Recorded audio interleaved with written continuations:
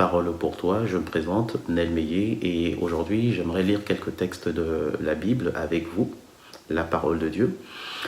Je nous invite à ouvrir nos Bibles dans le chapitre 1 et lire le verset 8 du livre de Josué. Que ce livre de la loi ne s'éloigne point de ta bouche, médite-le jour et nuit pour agir fidèlement selon tout ce qui y est écrit, car c'est alors que tu auras du succès dans tes entreprises, c'est alors que tu réussiras. Je nous invite également à ouvrir nos Bibles dans le livre de Romains, chapitre 12, verset 2. Ne vous conformez pas au siècle présent, mais soyez transformés par le renouvellement de l'intelligence afin que vous discerniez quelle est la volonté de Dieu, ce qui est bon, agréable et parfait. Et enfin, je terminerai avec ce passage de l'Écriture. Toute Écriture est inspirée de Dieu et utile pour enseigner, pour convaincre, pour corriger, pour instruire dans la justice.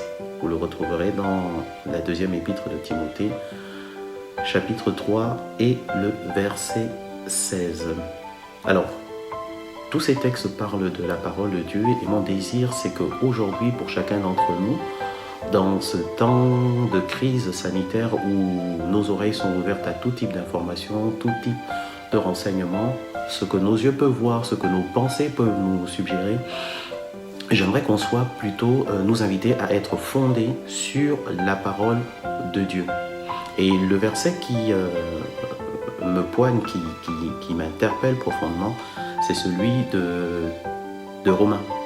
Il dit « Soyez transformés par le renouvellement de l'intelligence ». On a besoin de discernement, on a besoin de pouvoir opérer des choix justes, de savoir quoi écouter, quoi voir, quoi penser. Et ça, Dieu est capable de gérer, Dieu est capable de pouvoir nous aider à discipliner nos pensées, nos paroles, discipliner également ce que nous écoutons. Mais toutes ces choses, que ce soit le regard, la pensée ou l'écoute, doivent passer par le prisme de la parole de Dieu. Pourquoi? La raison est toute simple.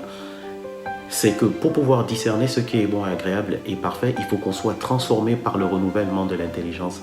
Et le renouvellement de l'intelligence passe par la parole de Dieu, en ce sens que la Bible nous dit que toute écriture est inspirée pour enseigner, convaincre et corriger. Donc il y a dans la parole de Dieu tout ce qui est utile afin de pouvoir nous donner des directives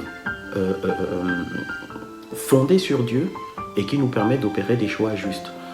J'aimerais nous appeler à la vigilance. C'est vrai, on écoute, comme je le disais tantôt, plusieurs formes de messages. Des messages, que ce soit des églises, que ce soit des médias publics ou privés. Et le discernement doit être certes exercé, mais nous devons également être vigilants, ne pas laisser nos cœurs s'emporter et nous mettre dans une situation d'alarme ou de trouble. Lorsque le Seigneur s'en va, est proche de partir, il va dire « Je vous laisse la paix, je vous laisse ma paix, je ne vous la donne pas comme le monde la donne. Que vos cœurs ne se troublent point et ne s'alarment point. » Point d'alarme, c'est point de crainte, point d'inquiétude, point de trouble. C'est-à-dire que notre cœur doit demeurer paisible, tranquille.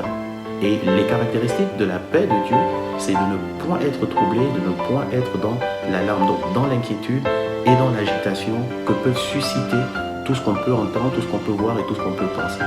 Mais si nous nous laissons nourrir et abreuver de la parole de Dieu, on est dans le calme et dans une forme de sérénité au-delà de ce qu'on peut entendre, au-delà de ce qu'on peut voir. Donc c'est vraiment mon invitation pour vous à fonder, à vous rappeler de ces paroles de l'Écriture. Josué A8, que ce livre de la loi ne s'éloigne point. Et comme le dit le Proverbe chapitre 4 verset 23, garde ton cœur plus que toute autre chose, car de lui viennent les sources de la vie. Et les sources de la vie, elles sont remplies en toi par la parole de Dieu qui t'aide à discerner ce qui est bon, agréable et parfait. Et pendant ce temps de confinement, ce temps où on est en proie à toute forme d'inquiétude, on pourra se laisser entraîner par cette paisible voix du Seigneur, cette paix intérieure qui nous permettra de prendre des décisions, d'agir sans se laisser inspirer par le fracas extérieur. J'espère que vous aurez été bénis par ces paroles. Je vous souhaite une très bonne soirée et vous dis à très bientôt. Au revoir.